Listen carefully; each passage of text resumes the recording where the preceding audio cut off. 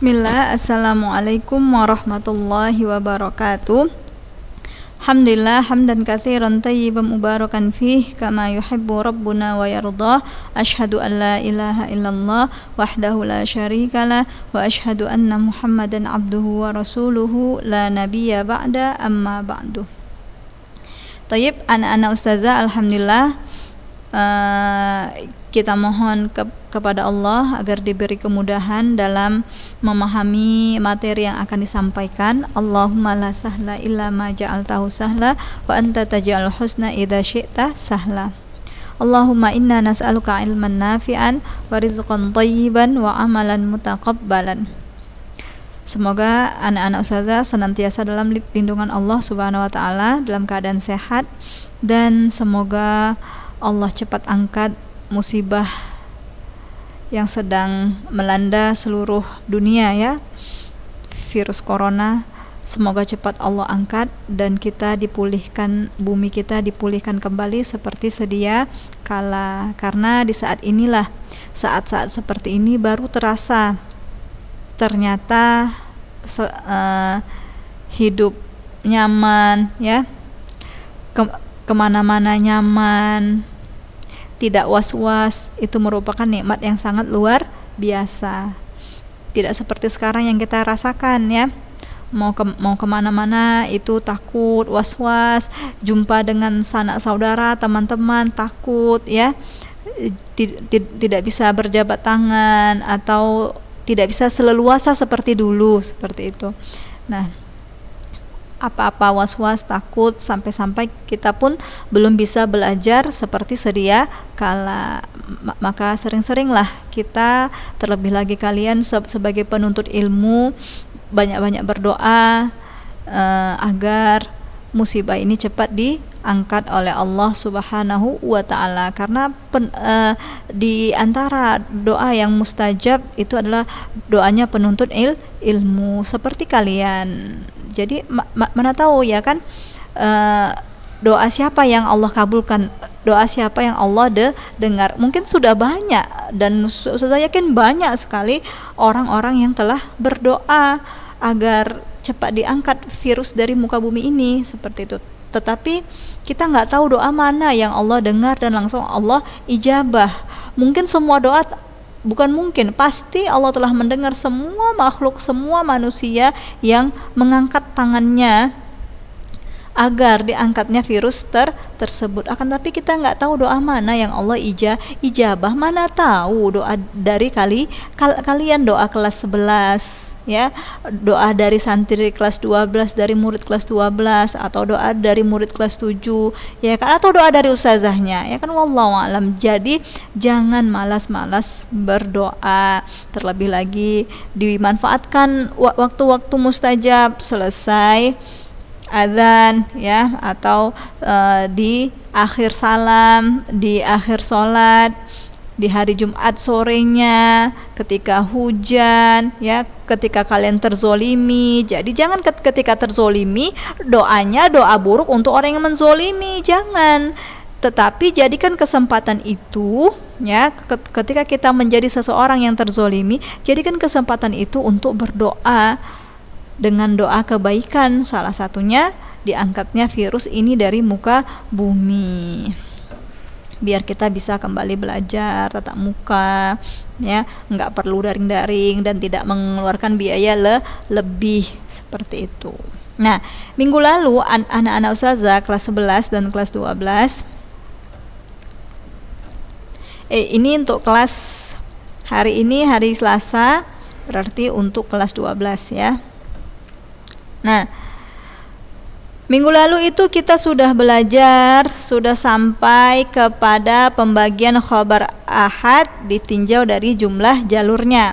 Ada masyhur, ya, ada aziz, ada gharib. Yang telah kita bahas yaitu hadis masyhur, ya. Masyhur yang pertama adalah masyhur yang pengertiannya marwahu salasa fa aktsar, ya. Adapun masyhur yang kedua, ya, yang yaitu masyhur yang ghairul istilah, masyhur yang bukan dari pengertian ini, tetapi masyhur dengan makna bahasa, masyhur yang makna bahasa, secara bahasa. Kalau kalian cari di kamus, arti masyhur ini terkenal. Nah, masyhur yang ghairul istilah masyhur yang secara bahasa itulah yang dimaksud, yang terkenal. Kalau ini kan masyhur secara istilah, yakni marwahu thalatha fa aktsar. Nah, masyhur bisa juga disebut dengan al-mustafid. Nah, adapun masyhur yang ghairul istilah, ya, huwa mashtahara 'alal alsinati min ghairi syurutin tu'tabar, yaitu yang dikenal di lisan-lisan, ya, yang terkenal di kalangan-kalangan tanpa ada syarat-syarat tertentu. Nah, seperti kemarin contoh-contoh hadis yang terkenal di kalangan ahli hadis. Ya, ini dia. Anna Rasulullah sallallahu alaihi wasallam qanata syahran ba'da ruku' yad'u ala ri'la wa dhakwan. Kemudian hadis yang terkenal di kalangan ahli hadis dan para ulama dan orang awam. Nih, al-muslimu man salimal muslimuna min lisanih wa yadih. Kemudian masyhur di kalangan ahli fikih, abghadul halal ilallah at-talaq. Perkara halal yang paling Allah benci adalah talak. Kemudian hadis yang masyhur yang terkenal di kalangan ahli usul, ya, ini rufi'a an ummatil khata'u wan nisyan wa mastukrihu alaih. Kemudian masyhur bainan nuhah, yang terkenal di kalangan ahli nahu, ya, ini an-nuhah. Boleh kalian cek di kamus manapun, arti an-nuhah ini adalah ahli nahu. Kalau yang meratapi, ya, karena ada ya, benar-benar Masya Allah, ini Ustazah ucapkan terima kasih, benar dia di antara anak Ustazah yang langsung tanya kepada Ustazah nahunya. Masya Allah, Ustazah ucapkan terima kasih. Akan tetapi an-nuhah artinya ahli nahu, ya. Banyak sekali di kitab-kitab nahu atau di buku-buku apalah gitu. Nah, disebutkan di situ an-nuhah yang artinya alimun bin nahwi, orang yang alim tentang ilmu nahu. Nah, hadisnya apa itu? Ni'mal abdu Suhaib lau lam yakhafillaha lam ya'sih. Akan tetapi hadis ini tidak ada asalnya. Nah, kemudian masyhur bainal ammah, hadis yang terkenal di kalangan orang awam seperti kita. Apa bunyi hadisnya? Al-ajalatu minasyaiton. Nah, lalu kita masuk kepada hukum masyhur. Hukmul masyhur, yang pertama al-masyhurul istilah. Apa itu al-masyhurul istilahi? Yang tadi yang di atas, ma rawahu thalatha fa aktsar fi kulli tabaqah. Nah, tidak disifatkan jenis hadisnya sahih atau tidak sahih pada awalnya, ya, maksudnya tidak bisa di tahap awal, ya, di awal-awal itu tidak bisa kita katakan hadis masyhur istilah itu sahih atau tidak sahih. Jadi kapan kita bisa putuskan hadisnya itu sahih atau sahih? Lakin ba'dal bahthi, setelah adanya pembahasan. Nah, setelah adanya pembahasan, maka jelaslah apakah dia sahih atau hasan atau dhaif atau maudhu'. Seperti itu. Nah, adapun hukum hadis masyhur ghairul istilahi, nah, di antaranya ada yang sahih, ada yang dhaif, ada yang hasan, ya. Hasan ini derajatnya di bawah sahih. Nanti insyaallah akan ada pembahasan apa itu hadis hasan, apa itu hadis sahih, apa itu hadis dhaif. Nah, di antara hadis masyhur ghairul istilah ada yang sahih, ada yang dhaif, ada yang hasan, dan la yatabayyan nau'u, tidak dijelaskan jenisnya, apakah dia sahih, apakah dia dhaif, apakah dia hasan, ya, tidak dijelaskan kecuali setelah meneliti, ya, setelah membahas, setelah menelitinya, dan setelah adanya dalil-dalil yang lain. Seperti itu yang mendukung bahwasanya dia itu ini apakah sahih, apakah dhaif, apakah hasan. Nah, sekarang kita masuk ke asyharul musannafat fi, ya, asyhar. Apa kemarin arti asyhar? Mirip-mirip masyhur, ya, tetapi ini asyhar isim tafdilnya yang paling terkenal, ya, yang paling terkenal. Karangan-karangan yang terkenal tentang hadis masyhur, ya. karangan-karangan yang terkenal yang di dalamnya terdapat hadis-hadis masyhur. Masyhur istilahi, ya, lam yu'allifil ulama'u fihi mu'allifat. Tidak ada para ulama yang mengarang kitab yang di dalamnya terdapat hadis-hadis masyhur istilahi. Maksudnya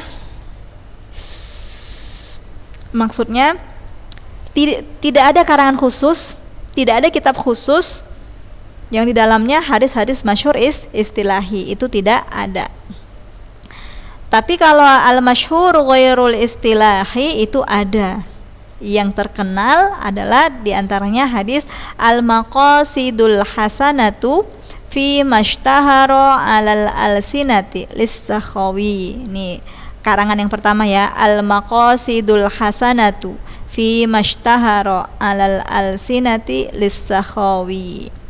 Kitab yang kedua, Kashful Khafa wa Muzilul Ilbas fi mashtahara minal hadith ala alsinatin nas lil ajluni, ya. Ini karangan yang kedua, Kashful Khafa wa Muzilul Ilbas fi mashtahara minal hadith ala alsinatin nas lil ajluni. Lalu yang karangan yang terkenal yang ketiga diantaranya Tamyizut Thayyibi minal Khabith. Tamyinut Thayyibi minal Khabith fima yaduru ala alsinatin nas minal hadith libnid diba Syaibani. Nah, masuk kita ke bagian hadis ahad yang kedua. Yang pertama tadi udah masyhur. Sekarang al-gharib. Al-aziz. Nah, al-aziz termasuk bagian kedua dari khabarul ahad.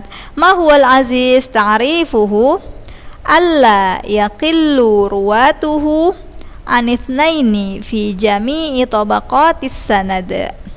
Alla yaqilla ruwatuhu anithnaini fi jami'i tabaqatis sanad. Ya, kalau kalian anak-anak ustazah yang udah megang buku, yang udah ada buku padanya, maka boleh diharokati ya. Ukarrir al-azizu ta'rifuhu alla yaqilla ruwatuhu anithnaini fi jami'i tabaqatis sanad. Narjim, kita terjemahkan ya. Nah, hadis aziz pengertiannya adalah alla yaqilla ruwatuh, tidak kurang perawinya dari dua ya. Perawi hadisnya tidak kurang dari dua pada semua tingkatan sanad, pada semua tingkatan sanad. Tingkatan sanad itu gimana Ustazah? Yang seperti Ustazah jelaskan di pertemuan-pertemuan yang lalu, ya, tingkatan pertama itu adalah orang-orang yang langsung mendengar dari Rasulullah Shallallahu Alaihi Wasallam. Nah, jadi di setiap tingkatannya dia itu nggak boleh kurang dari dua. Misalkan qala Rasulullah Shallallahu Alaihi Wasallam. Nah, ketika Rasulullah mengucapkan itu, ada dua orang sahabat yang mendengarnya. Misalkan Abbas, ya, Ibnu Abbas dengan Anas. Nah, si Ibnu Abbas dan Anas inilah dikatakan tingkatan sanad yang pertama. Nah, berikutnya nanti dari Anas dan Abbas tadi ada yang mendengar. Nah, ada orang berikutnya yang mendengar tapi tidak langsung dari Rasulullah, tapi dia mendengarnya dari Abbas dan Anas. Nah, orang itulah yang dikatakan tingkatan sanad juga. Jadi yang mendengar langsung, terus yang di bawahnya, nah itulah yang dikatakan tingkatan sanad. Nah, setiap tingkatan itu nggak boleh kurang dari dua. Inilah dikatakan aziz. Contoh hadis aziz itu seperti apa Ustazah? Ini contohnya. Mithaluhu hadithu Anasin radhiyallahu anhu anna Rasulullah sallallahu alaihi wasallam qala la yu'minu ahadukum. Ya, yang sudah megang buku, anak-anak ustazah boleh diberi harokat. Ustazah ulangi, la yu'minu ahadukum hatta hatta akuna ahabba ilaihi min walidihi wa waladihi wan nasi ajma'in, muttafaqun alaih. Ini juga hadis yang sering kita dengar ya. Hadisnya dari Anas radhiyallahu anhu bahwasanya Rasulullah shallallahu alaihi wasallam bersabda, tidak beriman salah seorang di antara kalian, ya, tidak beriman kalian, ya. Yang dimaksud tidak beriman di sini bukan hilang keimanannya, tidak ya, kan, tetapi kurang keimanannya. Keimanannya tidak sempurna. Tidak sempurna keimanan seseorang sampai dia menjadikan aku adalah satu-satunya yang paling dia cintai dibandingkan dari orang tuanya, anaknya, dan seluruh manusia. Nah, ini contoh dari hadis aziz. Apa itu tadi takrif hadis aziz? Alla yaqilla ruwatuhu anithnaini fi jami'i tabaqatis sanad. Nastamir thumma asharul musannafat fi, ya. Karangan-karangan yang termasyhur tentang hadis aziz ada nih. Tidak ada. Lam yusannifil ulama sannafa yusannifu nam. Lam yusannifil ulama fihi musannafatun khassah wa dzalika liqillatihi. Nah, tidak ada ulama yang mengarang hadis kitab tersebut secara khusus, ya. Hadis-hadis tersebut secara khusus. Tidak ada para ulama yang membuat kitab, yang membuat karangan khusus untuk hadis-hadis aziz saja. Karena apa? Dzalika liqillatihi, karena sedikitnya hadis aziz. Nah, karena sangat sedikitnya jumlah dari hadis aziz. Bayangkan saja, syaratnya itu setiap tingkatan sanadnya harus hanya dua, ya. Kalau tiga bisa ya, enggak. Kalau tiga maka dia udah dikatakan hadis masyhur, ya. Nih, kalau dia sudah lebih dari dua, nih, salah aksar, tiga atau lebih, maka dia dikatakan hadis masyhur. Nah, tetapi kalau dua, nah itu dikatakan hadis aziz. Nah, jadi nggak ada ulama secara khusus hanya membuat karangan khusus hadis aziz saja karena jumlahnya sangat sedikit. Nah, masuk kita kepada hadis al-gharib. Hadis al-gharib adalah bagian ketiga dari khabarul ahad. Al-gharib bisa dikatakan al-fardu, ya. Apa itu fardu? Tunggal, ya. Mufrad juga al-fardu, sendiri, satu, kayak gitu ya. Nah, kalau kalian cari di kamus arti al-gharib itu apa? Artinya asing. Asing. Nah, ta'rifuhu al-gharib ma yanfaridu bi riwayatihi rawin wahidin. Ma yanfaridu bi riwayatihi rawin wahidin. Gharib adalah yang perawinya, ya, menyendiri dengan sebuah riwayat. Atau saya ulangi, ma yanfaridu bi riwayatihi rawin wahidin.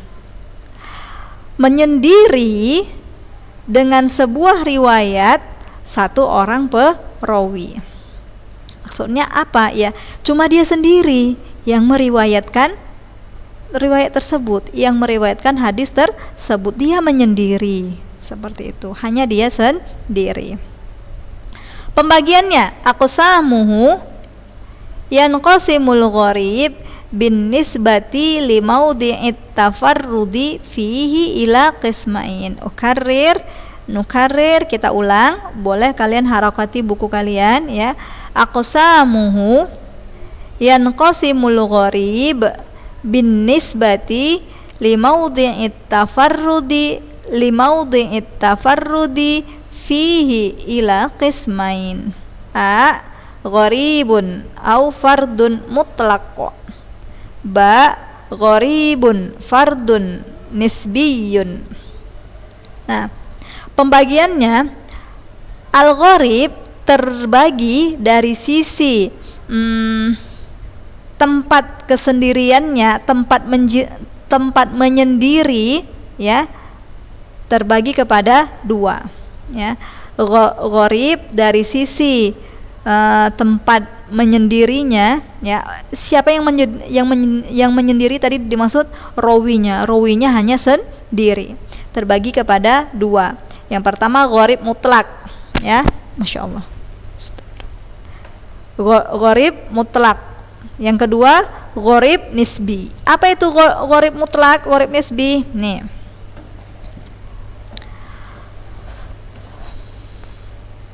al-aqsam, pembagiannya ada ta'rif, ada misal, ada mazannuhu, ada asharul musannafat. Gharib fardun gharib mutlak, gharib nisbi. Ma huwa gharib mutlak? Ta'rifnya huwa ma kanatil gharabatu fi asli sanadihi min jihatis sahabi, yaitu, ya, yang menyendiri, ya, maka natil gharabah, ya, menyendiri atau hanya satu perawinya di asal sanadnya. Asal sanad maksudnya apa? Min jihatis sahabi, dari kalangan para sahabat. Jadi contohnya Rasulullah Shallallahu Alaihi Wasallam bersabda. Nah, ketika Rasulullah mengucapkan hadisnya, yang mendengar itu, yang langsung mendengar itu hanya satu orang. Siapa? Sudah pasti dia sahabat Rasulullah Shallallahu Alaihi Wasallam, karena kan memang yang bertemu dengan Rasulullah itu adalah para sahabat. Nah, yang mendengar dari Rasulullah langsung itulah yang dia sendiri. Nah, itulah yang dikatakan gharib mutlak. Yang mendengar langsung dari Rasulullah hanya dia sendiri, ya. Maka natil gharabah fi asli sanad, yang menyendiri pada asal sanadnya, ya. Hanya dia sendiri, hanya dia satu orang saja yang mendengar langsung dari Rasulullah sallallahu alaihi wasallam, yakni di asal sanadnya, yaitu dari kalangan para sahabat. Contohnya mana? Contoh hadis yang asal sanadnya cuma gharabah, cuma satu orang.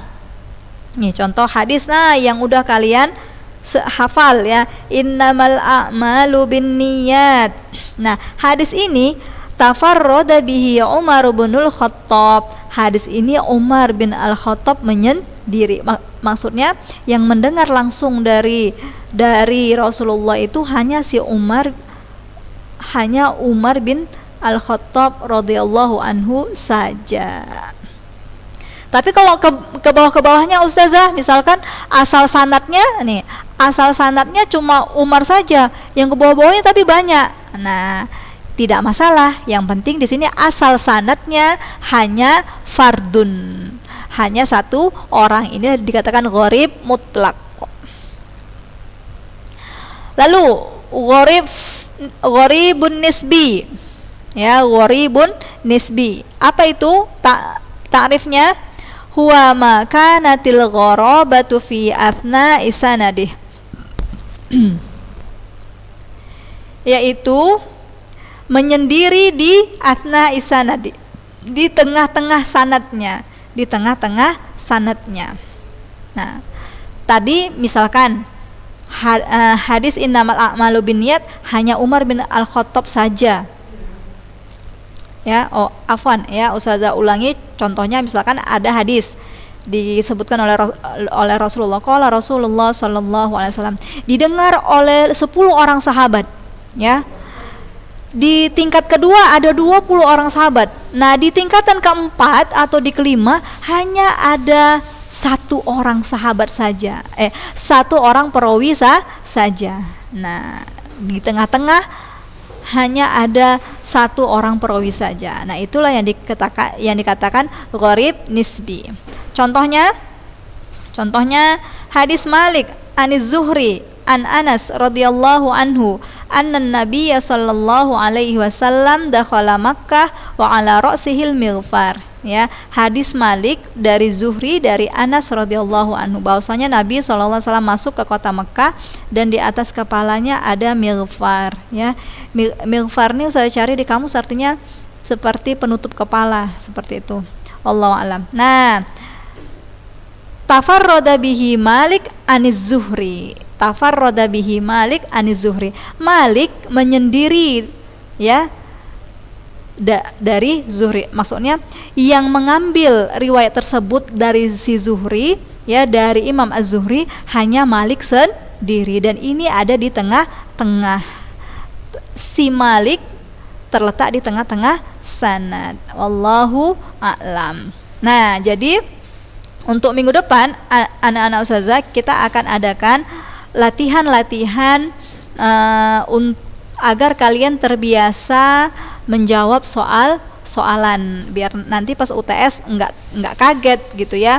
Nah, insyaallah minggu depan kita mulai untuk menjawab soalan yang pastinya soalan kita bil lughatil arabiyyah. Jadi itu maksud latihan-latihan yang akan saya berikan kepada kalian adalah agar kalian terbiasa ketika nanti di waktu ujian. Wallahu alam. Nah, boleh anak-anak ustazah jika ada pertanyaan, ya, atau yang kurang jelas dari penjelasan materi ustazah, materi kita di pagi hari ini, maka boleh silahkan kalian chat ustazah seperti biasa.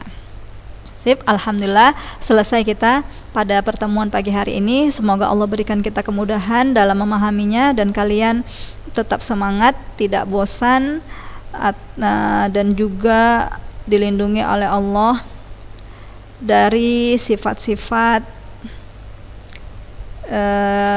buruk dan dari bahaya-bahaya dari segala sesuatu yang tidak kita inginkan.